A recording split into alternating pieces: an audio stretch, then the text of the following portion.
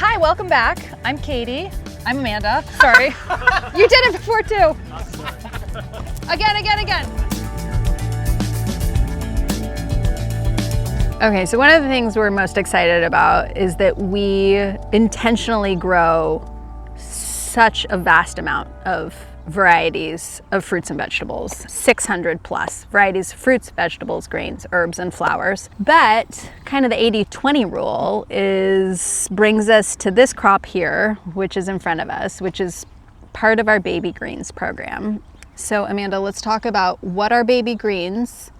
Let's talk about this mix in particular that's in front of us and why it's so special, how you can shop for the best baby greens at your farmer's market, and how you can grow them at home, because they can be kind of easy and fun. It's such a great thing to grow useful at home. Yeah, and fast. Right. Yeah, so if you're looking for, quick satisfaction. So we're sitting on either side of a bed of spicy salad, which is what we call our mesclun mix.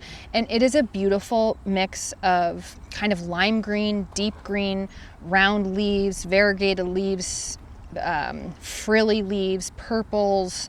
It's visually stunning to look at, and it's one of the reasons that we made our own mix. So as a farmer, you can buy pre-made seed mixes, and many farmers do, and those are great, but we just love this mix so much that this is just what we're drawn towards. So the things that we grow as baby greens, we grow red Russian kale as baby kale. We do this mix of mustards and Asian greens as spicy salad. We do arugula, and those are the anchor ones that we're doing. Oh, we do some spinach also, but not this time of year. Right now it's high August. Spinach does not like the heat, so we have beautiful spinach in the spring and fall, but not this time of year. So anything that we're growing on the farm that fits into this, basically the 80-20 of, so 20% of what we're growing is actually 80% of our volume in terms of field production, revenue, all the things. And so those huge crops for us are baby greens, tomatoes, cucumbers, zucchini, herbs, and flowers. And so those are the things that we're really focusing on. So having a constant supply of baby greens is important to us. So we want to have enough baby greens so that every week our CSA members get a bag of washed salad in their box, because it's just such an easy go-to for dinner. Everybody loves a bag of clean greens, because you dump it into a pan for saute, you dump it into a salad bowl, there's almost no work. So we have done a lot of work to get the greens to that point, so that our eaters, our customers, our members don't have to do much work. So our goal for the season is that there is always the presence of a bag of baby greens in your CSA box each week. We always have them on the shelves in our retail market, during the season, so May through December. And we serve a side salad with almost everything in our kitchen. So we just kind of like salad. So, Amber Waves is we're a unique place because we are starting lettuce and greens from seed, either in the greenhouses or directly sown in the soil out in the fields. And we also serve plated salads right on the property, which means we have a variety of steps. We're our own middleman or middlewoman, as is usually the case. There are a variety of steps that we do in-house. And so it's taken us so many years to get this right, to get baby greens right. So in trying to have them from May through December, we're seeding them constantly. So tomatoes, I mentioned, we seed the first round the last week in April, where we do 4 plantings, and that is kind of mid-July through late October, early November. Baby greens, we plant them 40 times, so 40 times. So we're planting baby greens about every 5 days, the entire course of the season, in order to have a constant supply. So unlike the tomatoes, where we're harvesting from a given crop or a given group of plants for weeks and weeks and weeks, these baby greens are one-hit wonders. So we're cutting them once and then they're done. Happily, it's 20 to 28 days to when they're ready, which is why this is such a great thing to grow at home, because if you're looking for just a quick thing that you can do again and again and again, it's cutting baby greens, or pardon me, it's seeding a little strip of baby greens in even the smallest space. You could do it in a pot, on a balcony, if you have a raised bed in your yard. And then the key is seeding your next round a couple of weeks later. If you're, a home grower, you don't need to be seeding every 5 days, and you could also get several cuttings. But it's such a great thing when, boy, your first round is really spent and your next excited fresh round is just coming up right behind. So it's taken us a while to get good at this because of timing, of weed suppression, of irrigation, of harvest, of washing, of drying, and of packaging. And we finally have nailed it. So I love to talk about the baby greens. As we look across the field that's behind us, so we're sitting now in front of a crop that's like a little on the big side. Like we're gonna... So let's talk about when we're saying baby greens, because people are familiar with the term microgreen. Yes. Baby green, sauteed green. Yeah. And so walk us through what you would consider a microgreen versus a baby green versus a cutting green. So a microgreen, it's a few days old, essentially. It's grown in a tray, maybe in soil, maybe not in soil, because, the energy that lives within a seed, it, just is enough to get it to a certain point. You harvest them like with a razor, with clippers. Like first true leaf. Right. Stage. But the flavor is so pungent in those microgreens, and you probably find them in kind of a small clamshell container.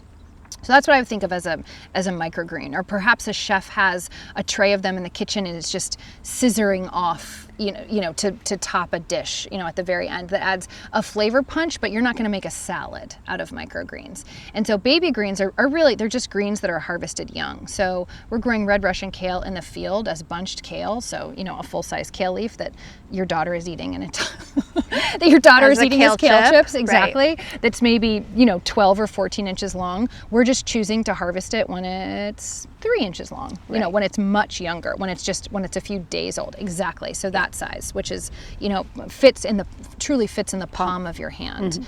Mm-hmm. But still is packing a flavor punch. So what I want to do is for us to make a mouth salad. I love a mouth salad.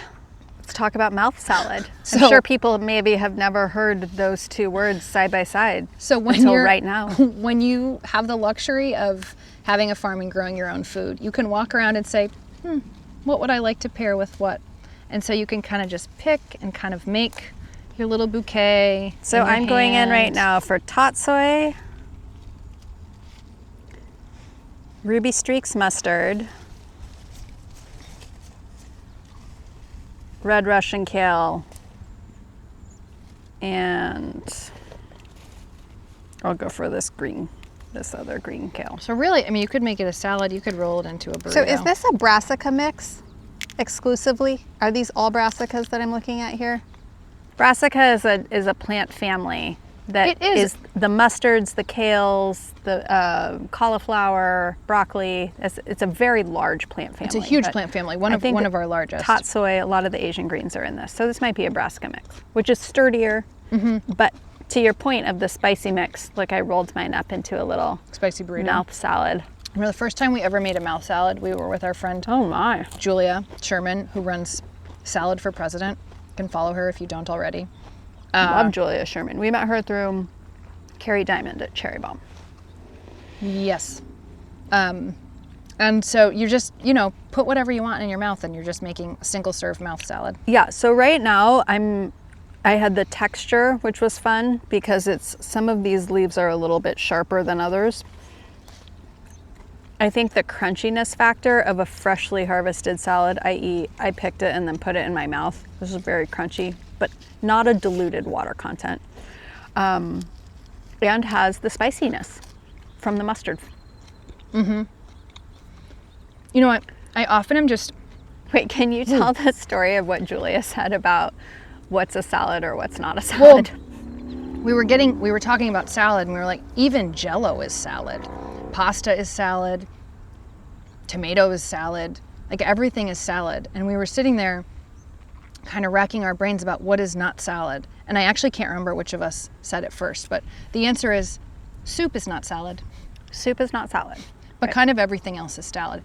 Steak salad, fish salad, tuna salad. It's a long list. It's such a long list. Name a thing that isn't salad besides soup. Ice cream, maybe? Yeah, right. Okay, while we're down here, I want to point out this other fun volunteer plant that's in front of us called Purslane. And for those of you who are listening, not watching, imagine yourself walking down a sidewalk, and out of the sidewalk is sprouting a cheerful, crawly little plant, kind of a red, maroon, burgundy stem, and oval leaves that maybe has yellow flowers on it. And it's grown in a place where you just think, how are you alive there, little plant? It is edible, although if you're seeing it in a sidewalk, do not eat that one. If you see it in your garden, do eat that one. And purslane is like, it's a superfood. It's like the highest edible plant in omega-3 fatty acids that exist. It's great in a smoothie. You might see it at your farmer's market. There's nothing a farmer loves more than selling their weeds. So that's fun. But you could also find it in your yard or in your own garden. The smaller you harvest them, the better they're going to be. You could saute them, you could toss them in a salad, you could hide them in your smoothie. You could toss them in gazpacho. I mean, you could do whatever you want. It almost has the quality of a succulent. That's what it looks like. Yeah, you're totally right. It looks like a succulent. I should have said that.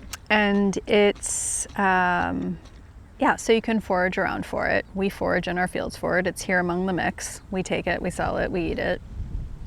Weed, by definition, is something that is growing that we didn't intentionally plant here, that's out competing what we do want to grow. But in this case, the purslane is, I would say, a companion. It's pretty inoffensive. Yeah. It doesn't really... She's low growing. She's kind of a ground cover of sorts. Doesn't cause any harm. Actually, it would make an amazing ground cover. So, yeah. So that's a fun little addition that's juicy, crunchy, extremely healthy for you. What of the either of cultivated or wild foraged greens that we have on the farm, or that we don't grow on the farm that you wish that we grew? What do you think is your favorite baby greens to take home? To either cook with or serve raw? Last night I took home the arugula. I also did that. Wow, why? It looked so good. I know. I already had dinner, and I had. You had arugula dessert? Yeah. Oh my At God. 9:15. Amazing. Got in my pajamas, and I sat at my table, and I ate a bowl of arugula. So my life's pretty wild. That's when you know the arugula is really freaking good. I even put feta on it. And, nice. Oh my gosh, and a Cherokee purple tomato, my favorite. Yeah. Amazing. Yeah, so, sorry. Okay, yeah, so me too. So that's what I'm taking home right now, but both because the size was perfection. Yeah. It's the right level of spiciness, and I find that it's, I just reach into the bag. Yes. And just plop it into a bowl or on a plate. Yes. Unabashedly squeeze a lemon over it, quick, dash it with a little olive oil, sprinkle it with sea salt, and that is the salad. Yes. And it really allows the flavor and pungency of the arugula to come through without, to me, the air quotes fuss of a dressing. It's a simple celebration. Never of make the it. grain. If I'm having people over, I'll have a dressing. But if I am just with myself, it's just like it's bowl dressing. It's just, it's like in the moment. Just in the, of adding an acid, having olive oil. That's the whole thing. Well, I think that's the nice part, and to remind folks of when you're shopping from a farmer, buying directly from a farmer through CSA or farmer's market, the quality and flavor of the food is so present, and it's so bold that you don't have to and don't even want to cover it up or smother it up with another flavor. So you're really just trying to enhance the flavor. And chefs tell us that all the time. I mean, that's why chefs want to buy directly from farmers too, is because we just want to take it as it is and enhance it a little bit with a little acid and salt and heat and call it good, and let the vegetable shine. We happily, after this real talk, you and I are going out for dinner, which I'm really excited about. And we're going to a restaurant that serves this exact baby greens mix. I cannot wait to order it. It's been my favorite salad out here. It's so good. So they intentionally order this variety. Okay, let's say the restaurant. We love Donna Leonard. We love Il Buco. Yes, Il Buco and Amagansett. They serve They call it the Amber Waves green salad, and that is true. But here on the farm, because we grow baby greens, and this is our spicy, so spicy salad, we shorten to spicy. We shorten everything, you know, to you gotta nicknames on the farm. So there are words that come out of the farm that don't make sense in the context of the world to anyone outside of the farm. And one of those words for this that they specifically serve at Il Buco is they serve adult spicy. It sounds so racy. I'm like, could you possibly be talking about a salad? We are talking about Asian greens. Yeah, we're talking about greens. God, talk about getting people's attention. I know. On the so menu. we just refer to it not ironically or as a joke at all as adult spicy. And really what they like is the way they make this beautiful salad. They really appreciate the shape and length of the greens, and so they're serving them like dressed lightly and beautifully, but with the entire green showing on the plate with the green or the purple. So we're typically harvesting these at maybe 25 days, and we're selling them to Il Buco at probably 32 to 35 days.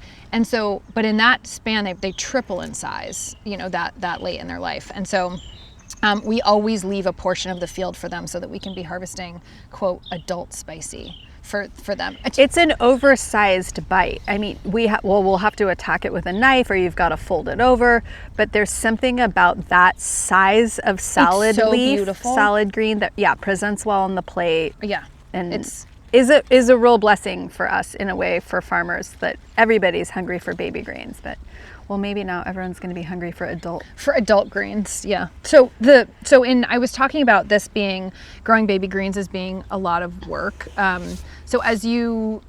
A lot of work is all relative. Once we have our system in place, and now baby greens are easier than some other things. You know, husk cherries are easier now that they're in cages, and tomatoes are easier now that we're better at managing our aisles, and everything is staked on time. You know, everything gets easier with time. But that's time invested in experimental growing. Yeah, right. And learning. So as we have the field laid out behind us now, so we're sitting in the beds that we're harvesting from right now, but 2 beds over are the greens that are 5 days younger than these, and 3 beds over from that are the ones that are 5 days younger than those, and then the beds over are just germinating, and then the beds next to that have been shaped but not seeded yet. So it's 5 days, 5 days, 5 days, and it's amazing. It's one of my favorite places to bring people out in the field to show them, because you can actually see time. You can see that this crop is 25 days, and that one's 20, and that one's 15,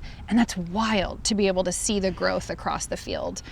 So I never tire of that. So our job with growing the baby greens is that we are shaping a raised bed. We have a precision seeder, a mechanical seeder. It's a implement that goes on the back of our tractor. We seed baby greens in 7 rows. We water them in. The moment they start to germinate, or we call cracking, when they crack through the soil, and you can just see them cracking through, we are going over and weeding with our belly-mounted basket weeder, which is mounted underneath our 1950s farm awl, to get that first flush of weeds at thread stage.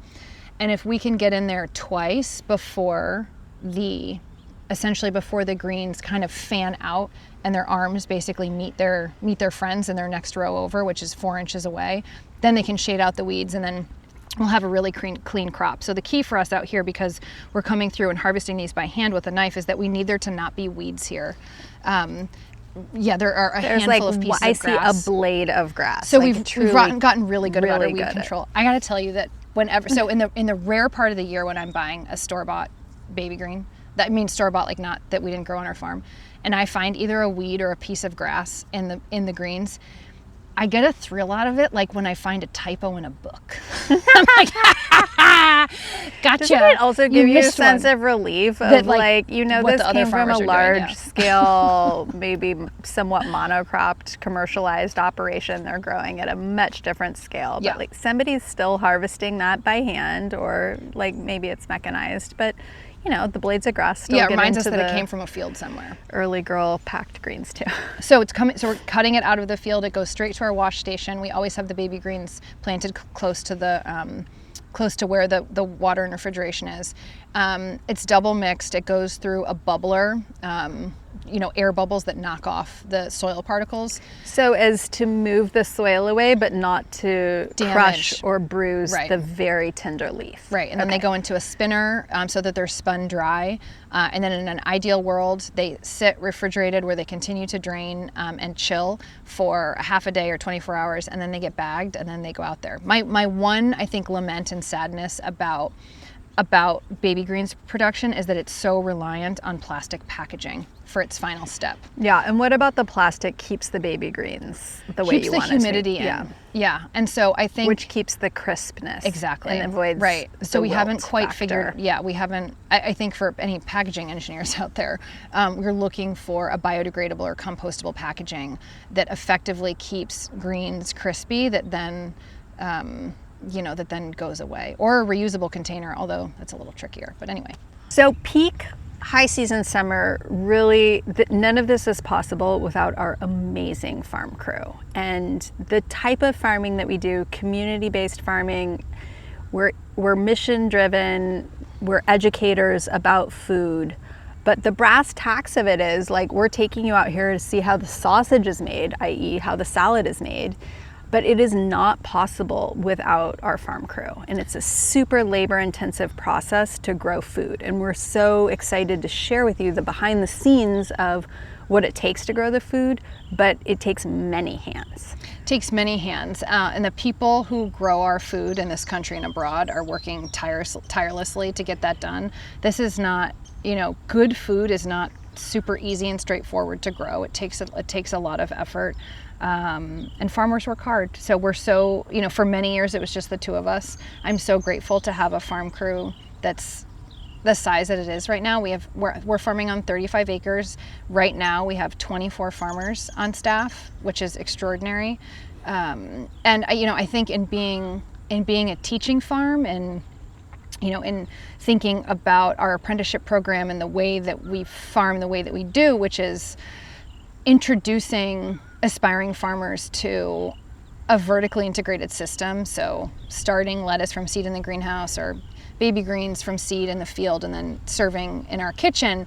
I think what has been so fun for me in the last almost 20 years is seeing which part of the food system people choose to get into. Maybe it's herbalism, maybe it's being a florist, maybe it is working in a restaurant, it's going to culinary school, it's working in food policy, but it's been really fun to watch to have people observe all of these steps and then decide where they really fit in. Being on the eastern end of Long Island in peak high summer season, also, this is my favorite time of year out here. I've been calling it the playoffs. It's playoff season out here. It's double headers. You just everyone's tired, but the crowds are here. People are cheering for you, and it's the end of the season, kinda. But there's a big post season, so we don't really get to rest. But it feels like the playoffs. All the excitement. The excitement of the food is here. The CSA boxes are overflowing. The bounty is here. When people ask us harvest season, this is really great harvest season. It's the beginning of where we have almost everything we grow is available to us right now. Not the fall crops, which are coming. That's to talk about later, but peak summer food is right now. I mean, you can make all of your dreams come true in the kitchen with all your summer foods. So this is a special time of year on the East End where everything summer that we've been working towards, that we started planning in November, hiring the crew, ordering the seeds, seeding the crops, transplanting, and then now here it is. It's such a special time. Doing a crop plan, I think it's really fun for the farm crew. Also, in the month of August, there's this kind of shift that happens where up until the point of August, your destiny or your fate is kind of still in your hands, because you can keep the sweet potatoes and the winter squash clean, and you can do your seedings on time in the greenhouse, and you can transplant fall, cauliflower on time, and there are all of these things that you can do to still guarantee or hopefully create a positive outcome for the rest of your season.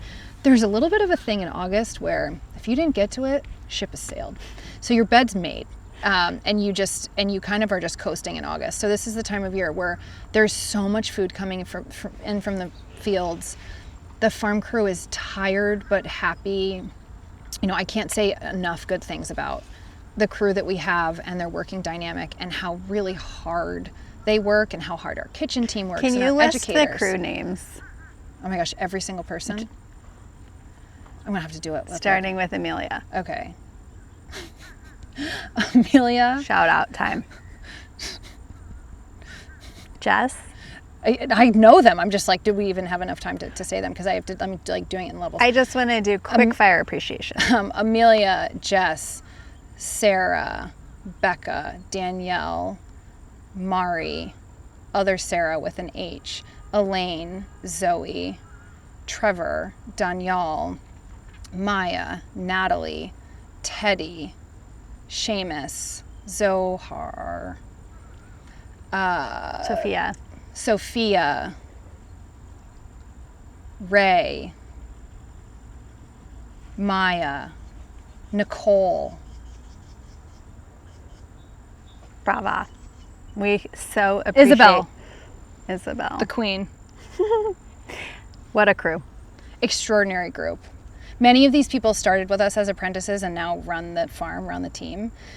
So I just was sitting out here in this field with you that was also preserved from development. It's an extraordinary thing to be sitting on our Bridgehampton silt loam soils, some of the best soils in the country. Could have been houses back here. It's not.